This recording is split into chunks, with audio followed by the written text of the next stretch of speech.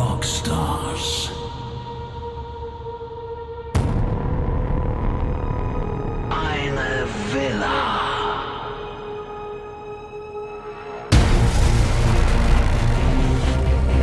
Ein waghalsiges Experiment.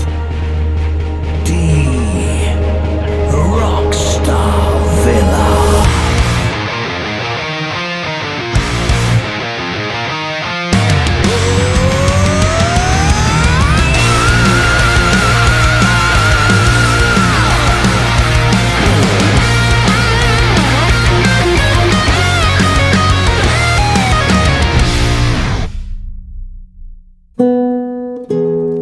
Es ist noch sehr früh und die Sonne geht gerade erst auf. Unsere Rockstars schlafen noch.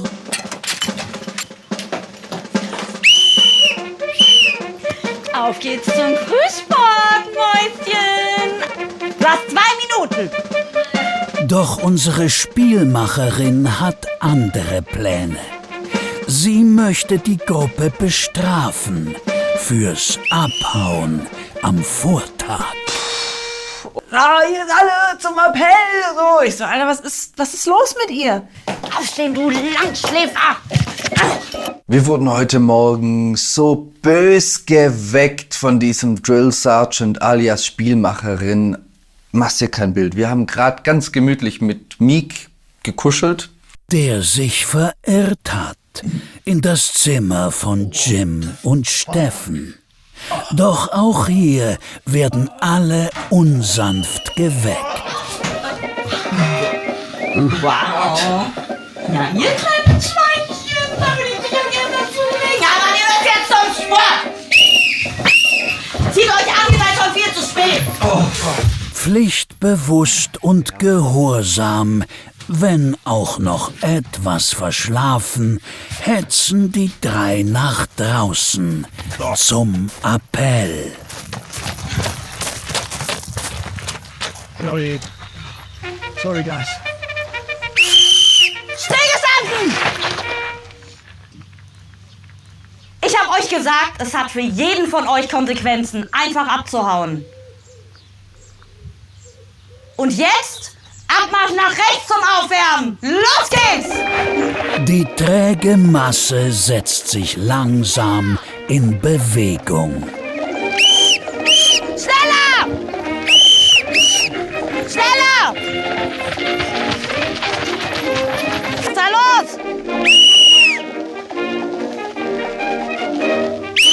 Los geht's! Und 1 und 2 und 3 und 4. Mach die Arme hoch! Strecken! Streck die Arme! Und 3 und 4. Wer nicht spurt, wird bestraft. Und Strafe muss sein für die vergangene Flucht am Vortag. Und so erteilt die Spielmacherin unseren Rockstars eine Lektion in Sachen Disziplin und Gehorsam. Ich bin faul und das weiß ich auch. Ich bin faul und das weiß ich auch. Mein Körper sieht aus wie ein Lauch. Mein Körper sieht aus wie ein Lauch. Natalia ist die Schönste hier. Natalia ist die Schönste hier. Wer nicht spurt, bekommt kein Bier. Wer nicht spurt, der bekommt kein Bier. Salutiert! Und dann befiehlt unser Drill Sergeant die nächste Challenge. Du. Und du. Vortreten!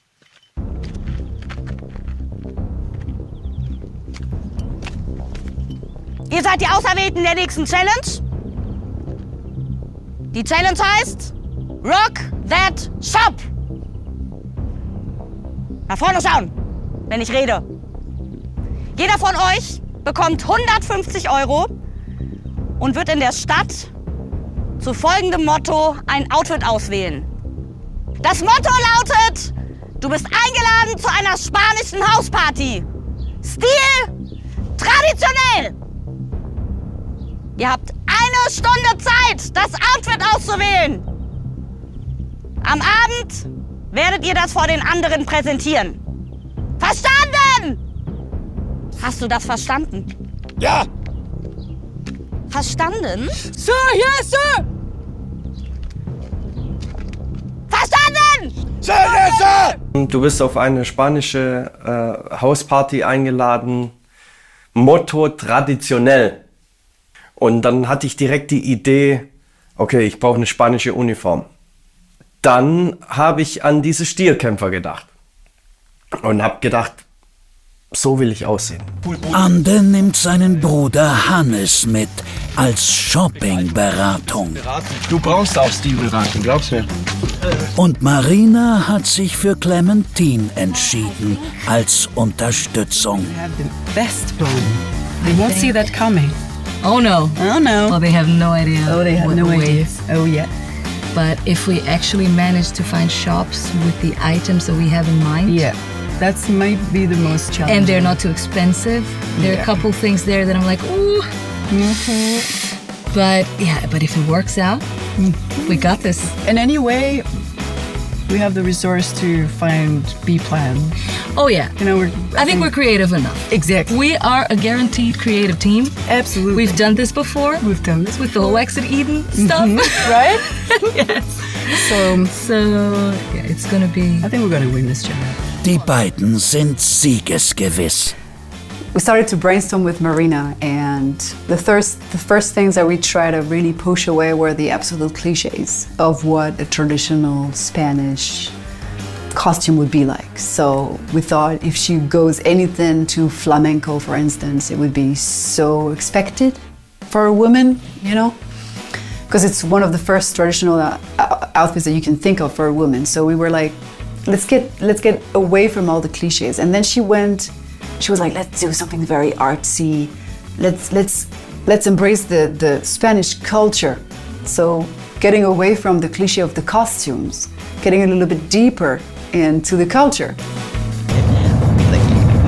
I think that's good, but it could be over the budget. Auf dem Weg in die Hauptstadt der Insel brainstormen unsere Teams bereits und planen ein Konzept für den Abend. Eine klare Vision scheint Marina zu haben, doch das Budget ist ein Problem. Und wie sieht's bei Ande aus? Dafür, dass das ruhig auch farbig kann. Es muss schillernd sein. So was stelle ich mir vor. Naja, das ist doch traditionell, oder? Das ist traditionell, ja. Unsere Rockstars kommen in der Touristenmetropole der Insel an. Palma de Mallorca, wo bereits die Spielmacherin auf die beiden Teams wartet. Herzlich willkommen in der wunderschönen Bucht von Palma de Mallorca. Nirgendwo werdet ihr so viele Shops finden, um natürlich eure Challenge zu erfüllen.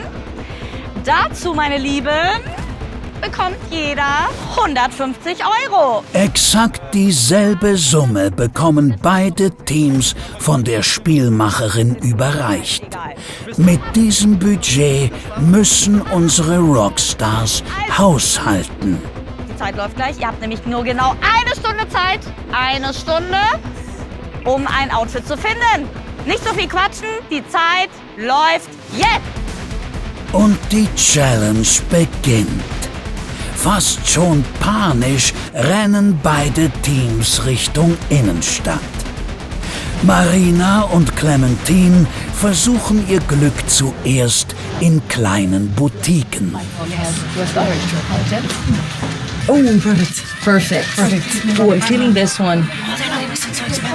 How much is it? 14. Do you see it? Where is it? Like here, like for instance. Oh, this one has a nice cut. The geometric. This is better. I like the geometry of it. I Yeah. think it's harsh and Yeah, should be a little bit. It's a bit more retro. Yeah. Our first idea was to actually make a dress ourselves, like not to try to buy something because the budget was so limited, and the time too. We thought, you know what? If we go artsy, let's create a piece from scratch. Like in terms of color palettes. Yeah. It's too small. It's too small, isn't it?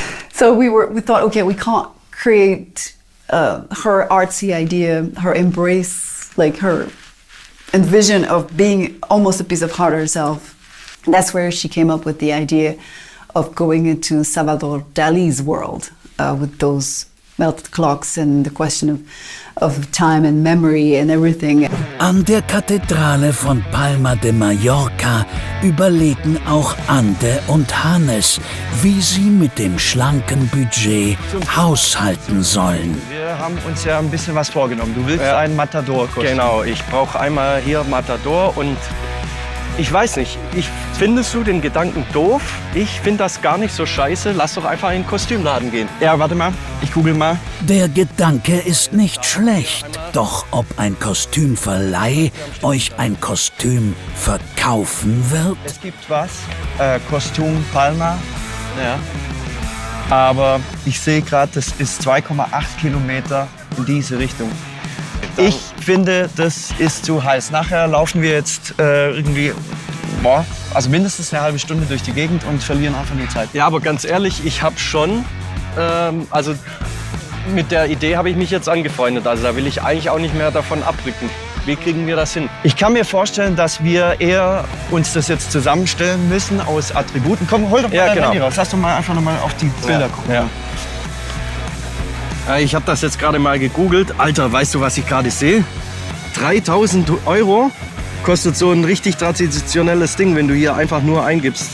Ja, vergiss es. Das gibt's nirgendwo und wenn ist es nicht erschwinglich. Aber guck mal. Lass mal gucken. Ja. Wir sehen da doch einfach mal. Erstmal hat er eine enge Hose an. Das könnte auch einfach eine auffällige Leggings sein, oder? Das findet man doch in jedem Frauengeschäft. Dann sehe ich hier so Rüschchen und irgend verspieltes Zeug an der Weste dran. Ja. Da könnte man sich ja zur Not auch so kleine Accessoires kaufen und irgendwie eine Weste dazu und die irgendwie dran heften oder so. Ja.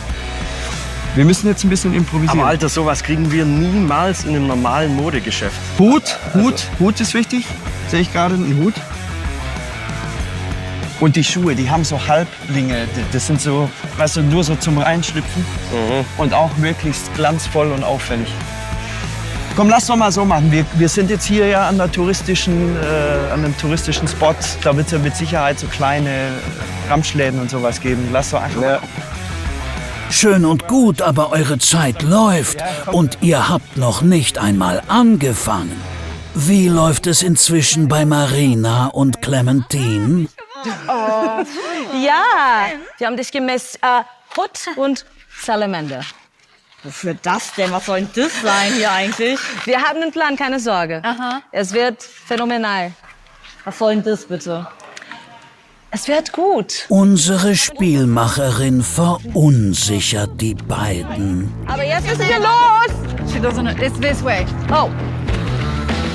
The idea was there before the shopping, and we divided into all the pieces we needed to buy and try to find the places where to shop for those. Yeah, let's go. 12 bucks? Let's go. Yeah, that looks interesting. And that was the most challenging part with the time and the budget. Knappe 10 Minuten sind bereits verstrichen und Marina und Clementine befinden sich in einem großen Modegeschäft auf der Suche nach einem passenden Oberteil für ihr Outfit. It is beige. I mean, this is ruffled, but it's... Well, then for sure we can draw the cloth on it because it's already black.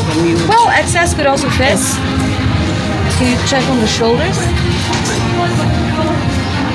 I think we're good. I think it's better to have a little bit bigger than Yes, then you can make it like blouse. Yeah. Okay. Okay, I think this is perfect. Try the pants. Try to look for a vest or something. Okay. Something fun. Die Strategie der beiden richtet sich also eher auf die großen Verkaufshäuser aus. Und wo treiben sich Ande und Hannes rum? Ja, guck mal, ich sehe da ist.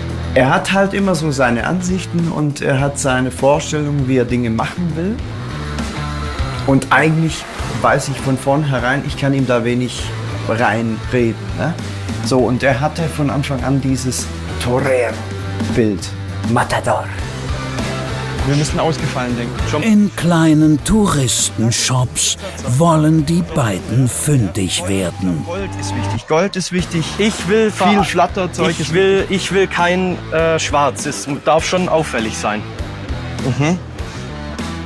Und ganz Ja, scheiße so ist oder es so. erstmal nicht. Hüte. Aber Ja. das sieht alles nach Strand aus hier. Ja.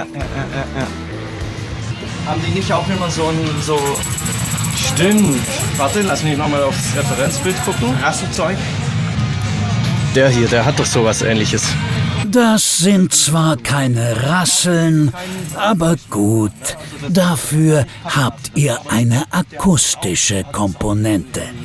Rot und gelb. Okay, auf dem Bild. Ja, komm, lass einpacken. Und ich habe mir von Anfang an gedacht, okay, das ist cool, klar, das ist absolut traditionell und es passt zum Motto, aber kriegen wir das hin? Okay, so At least this we get. So we now, got the perfect pants. yeah. Bisher haben Marina und Clementine die Basics für ihr Outfit gefunden. Unseren beiden Teams bleibt nur noch etwa eine Dreiviertelstunde. At first, it was like going a little bit into every direction, and my role there with her was to embrace her idea, help her in that vision, but help her get back on track, telling her you need one clear vision so that the result is clear. Otherwise, it would just end up in between a mashup, and people won't get it. People would be like, what the hell is this? Langsam aber sicher wird es hektischer bei den beiden. Oh mein Gott, no. Was habt ihr gekauft? Ja, Okay, so we have T-Shirts. the main. Was soll dein Outfit darstellen? Sie haben das auch.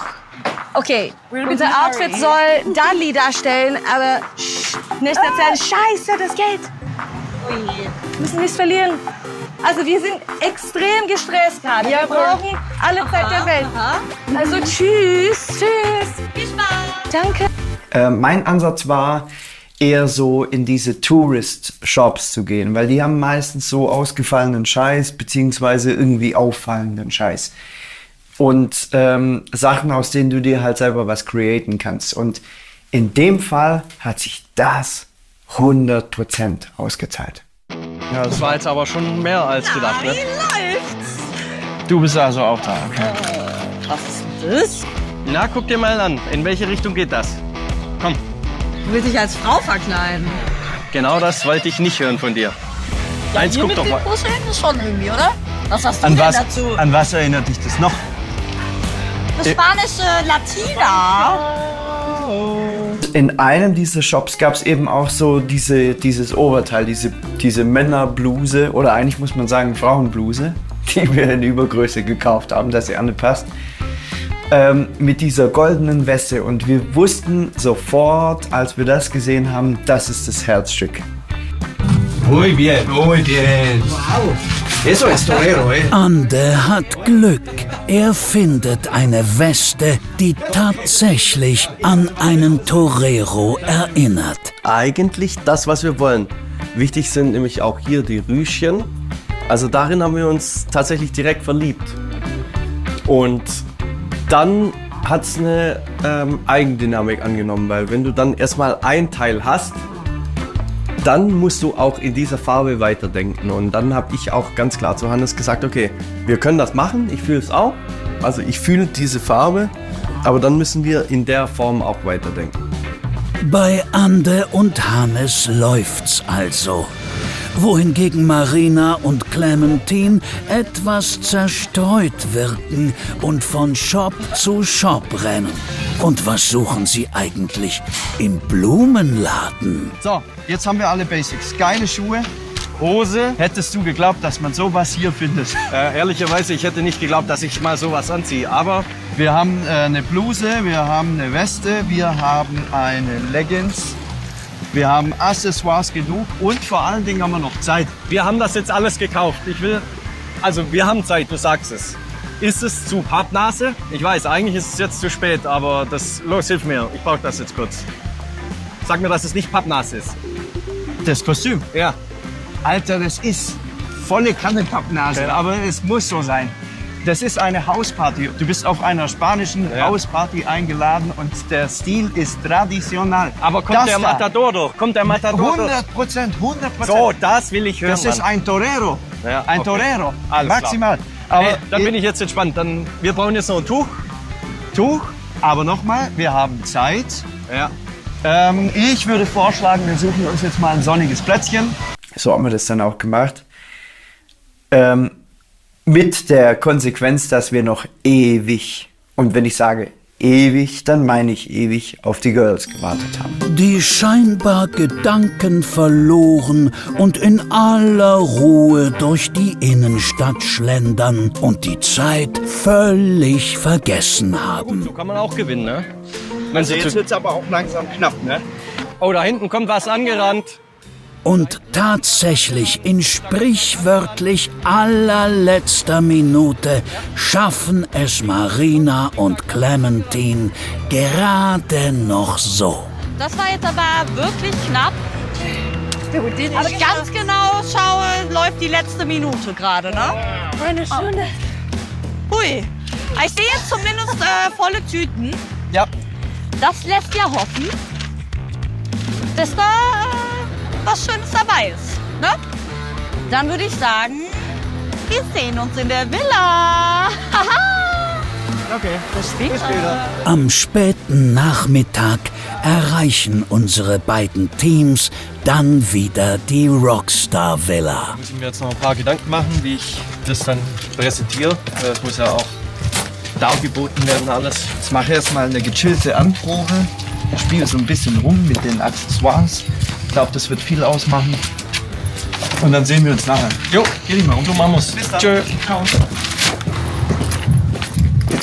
Die Nacht bricht herein und es ist Zeit für die Show. Einen wunderschönen guten Abend, meine Lieben, zu der Präsentation von Rock That Shop. Seid gespannt auf wunderbare Outfits. Kleide dich so, wie du zu einer spanischen Hausparty gehst, und zwar traditionell. Ja.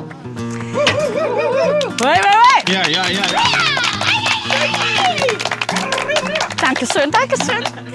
Dann wollen wir doch mal den ersten Kandidaten auf die Bühne bitten. Und zwar ist sie hoffentlich spanisch gekleidet. Marina!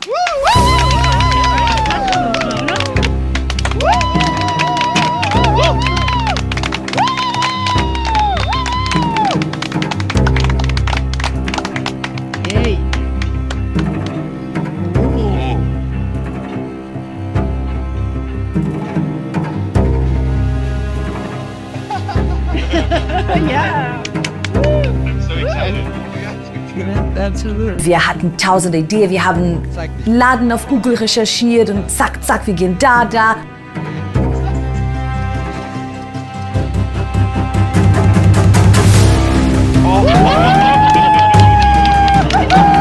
Dali wears Dali. Ganz Mitte.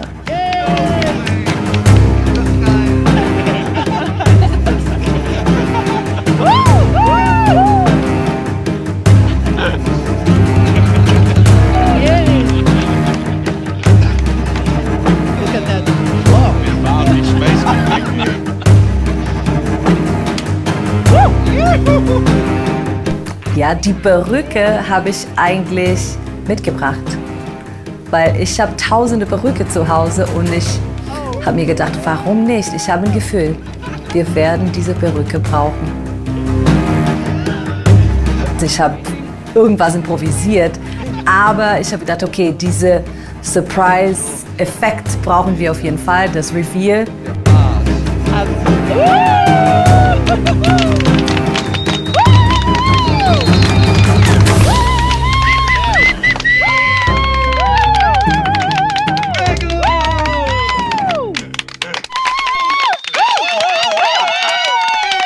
Applaus für unsere erste Kandidatin. Aber wir haben ja noch einen zweiten Kandidaten. Unser spanischer Hengst, Ande.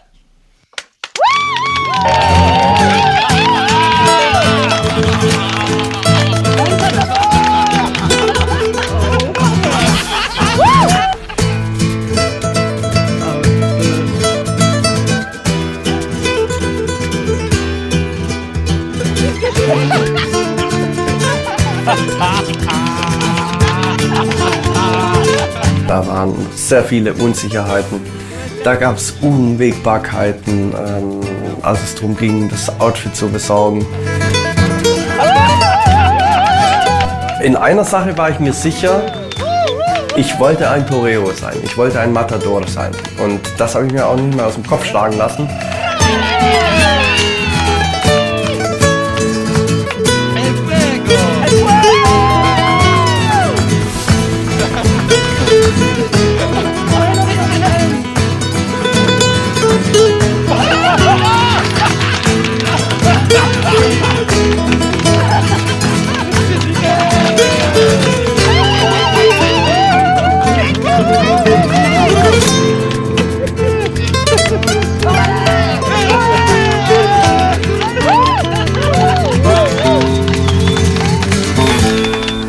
Das Finale hat ja letztendlich auch gezeigt, dass es sehr, sehr knapp war. Unterschiedlicher hätte es vielleicht gar nicht sein können. Bitten wir die beiden doch noch mal her. Einen großen Applaus für Anne und Marina.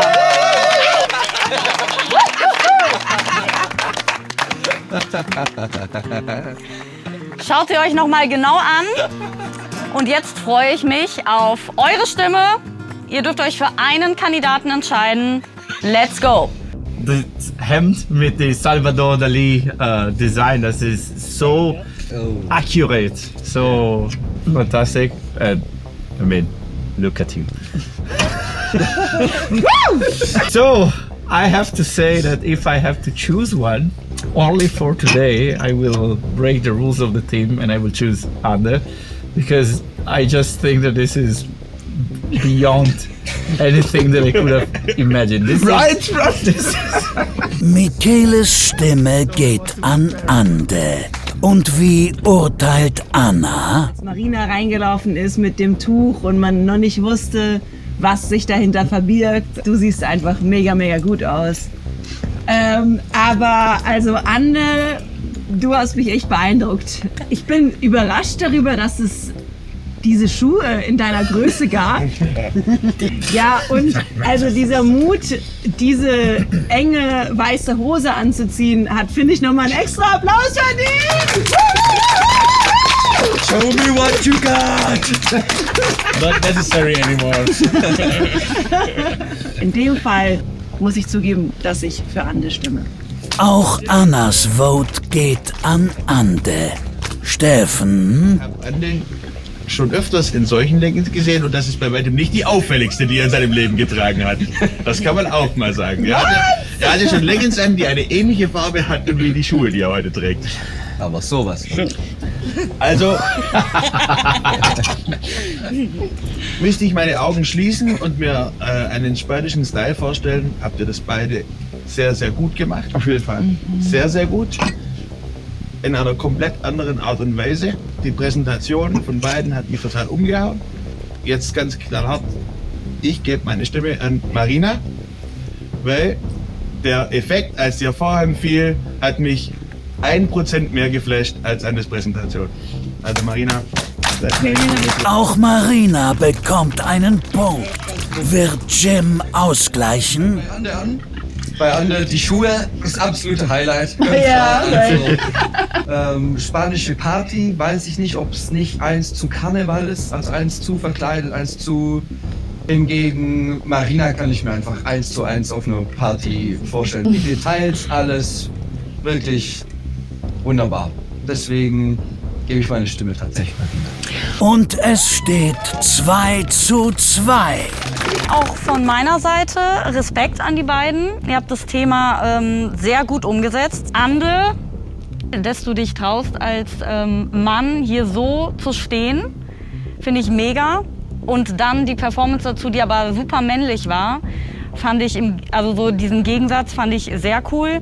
Und vor allem das Outfit bis zum Ende abgestimmt. Zu Marina, mega das Make-up auch insgesamt das Outfit, mega. Auch der Überraschungseffekt, der hat mich abgeholt. Auch, dass du die Rose noch mal weggeworfen hast. Also coole Performance, richtig geil. Aber ich muss mich natürlich entscheiden und deswegen geht meine Stimme dann doch zu Ande. Und Ande gewinnt die Challenge Rock That Shop. Chapeau.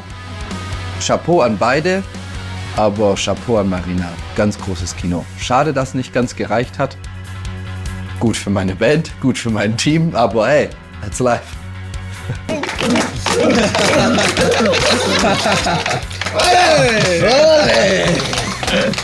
Aber an dieser Stelle Gut gemacht. sehr gut gemacht. Auch du, auch ihr. Also vielen Dank für diese Challenge. Es hat sehr viel Spaß gemacht. Danke. Abschließende Worte. Dass mir ein Riesenstein vom Herzen gefallen ist, als es dann halt auch klar war, okay, wir haben alles richtig gemacht. Da ist schon ein Druck abgefallen, weil ich mir da auch einen Druck gemacht habe. Aber ich wollte halt, dass es geil wird. Marina's outfit was extremely cool. Like, it was so deep in the thoughts because it was Salvador Dali dressed up with Salvador Dali. So this is really deep. I'm afraid it's even too deep for us. You know, like I'm surprised that I know about this. You know, and it's so brilliant. If you think, like, how could she go more traditional than such a cultural element and the cultural concept? But yeah, then she had to fight against Ande. What can you say? Honestly, my vote went to Ande because it's just the shock effect was so strong. I'm a sour loser. Also, ich denke, Ande hat schon gut gemacht und er hat schon diese Star-Personality und ich mag ihn sehr. Aber im Endeffekt, come on! Also, ich habe Mühe gegeben. Der hat einfach Leggings getragen. Let's talk about it. In der nächsten Folge der Rockstar Villa. Bei mir war es irgendwie so, ey, Wetter, Bombo. Dann wurde die Ruhe schon wieder zerstört. 1, 2, 3, go Jesus!